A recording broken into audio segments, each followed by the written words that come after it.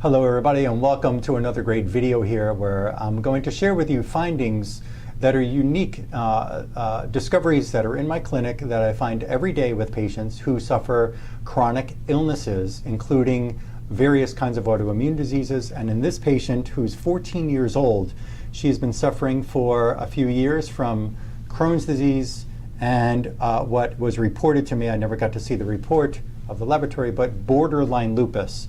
I don't know if that means that it's positive, and the lab came back positive, but the doctor said they don't really want to believe that it's positive yet because they want to run another test. Whatever a borderline lupus means, she's had terrible intestinal abdomen, bloating, pain, and so on. She's been on medications like methotrexate and prednisone. There have been some complications with taking those immune suppressive medications for this poor girl.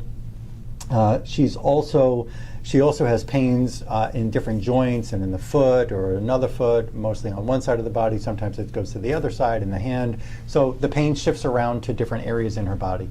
The parents are very concerned. And she heard, the parent or grandparent heard about me through another very happy patient who has been under my care for some time for her Lyme and her lupus and her neuropathy pains that have completely disappeared. There's a video of her up on my YouTube page, and I will post that link to her video right under this one. Let's get into what we found with this patient. And as you go through and watch some of my other videos, you're going to notice that there's a certain kind of trend with most people who have these chronic illnesses. I should say most, because I haven't met or studied 6 billion people in the world, but every person who I've met, everything that I've studied in the past several years points to chronic infection and chronic toxin and electromagnetic exposures that are causing breakdown of cell function, that are causing the pain and causing the malfunction in the body. It's not all about just getting proper nutrition and changing your diet and going gluten-free or dairy-free, and sometimes those don't make any changes in people who suffer these chronic inflammatory conditions. So here's what we found in this girl. And I won't mention any names, but a 14-year-old female, again, with Crohn's and lupus. Her primary degenerative tissue in her body turned out to be the plexus gastricus. And that is a branch of nerves that comes off of the brainstem and goes through into the stomach, and possibly, as reports show online, possibly parts of the liver are innervated by this branch of nerve called the plexus gastricus. And what's on that nerve? Nickel. She has braces. Nickel, braces, nickel on this nerve, part of the harm. Maybe not the total part, which is not what we see here, but it's part of the harm of her condition, or causing her condition. She's got a mold on that plexus gastricus. She has candida, one of the strains of candida that I have in my clinic called Candida krusei. She's got a herpes zoster. She does get the cold sore. She's got herpes right on this nerve. She's got Lyme on that nerve. She's got Nemeth type worms on the nerve. She's got Necator americanus, that's called a hookworm.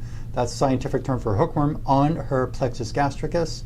She's got a cryptococcus. It's another form of a fungus on that plexus gastricus nerve. She has multiple vaccine residues, like tetanus vaccine residue. You're common with that. Diphtheria, pertussis residues on this nerve. She's got multiple antibiotic residues on that nerve, and those antibiotics could have come from an injection, an IV, or even from a food like eating a hamburger. Maybe they fed the antibiotic to a cow or a chicken. She's got mercury, 2 different kinds of mercury, and the girl has no metal mercury, also known as silver fillings. She doesn't have any of those. So where could the mercury come from? Perhaps the mercury is coming from one of her parents or one of the grandparents, because the mercury in the grandparents' bloodstream can pass through into the mother when she gave birth to the mother, and then the mother had the mercury in her, which then went to this child. It can also come from, there's reports of mercury in vaccinations, and there's reports of mercury coming out of maybe fish or canned fish from the ocean.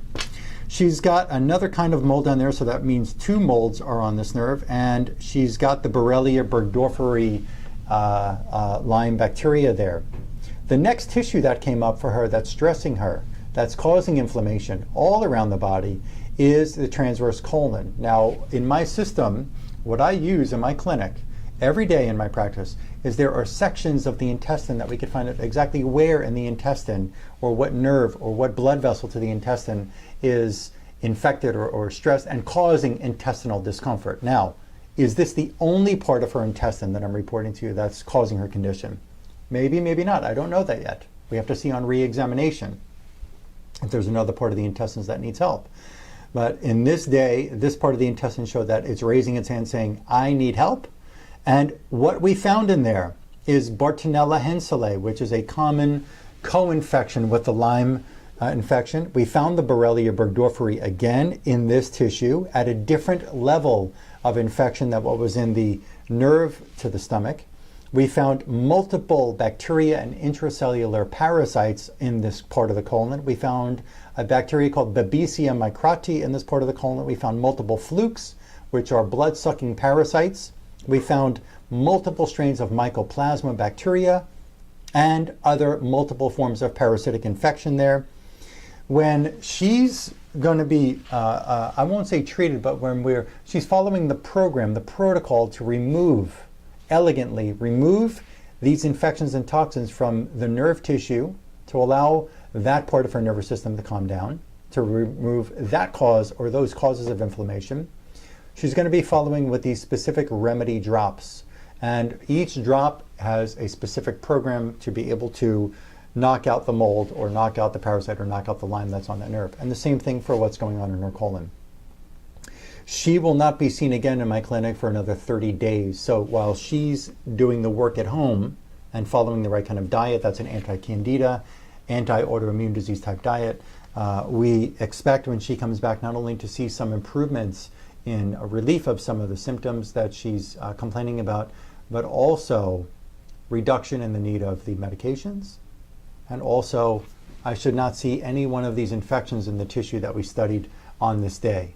They should all be gone, as long as she does the right protocol. They should all be gone within the time frame that we've allotted to be seen between visit 1 and visit 2.